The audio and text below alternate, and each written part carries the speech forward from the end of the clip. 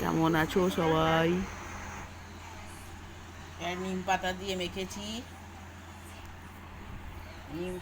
মেখেছি। আজকে কি রান্না করেছি? নিম আলু ভাতে, ডাল, ঘি দিয়ে লঙ্কা দিয়ে আলু ভাতে মাখা, পাঁপড়ের তরকারি।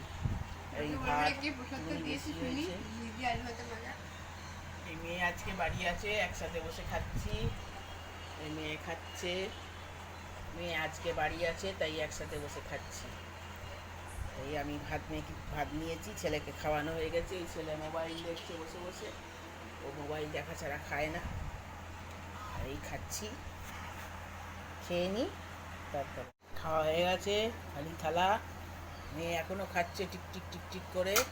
আসলে ওর সময় লাগবে কেন গো, ও তো বকমবাই মারতে ওস্তাদ।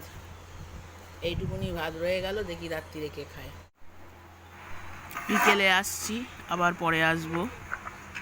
ধন্যবাদ।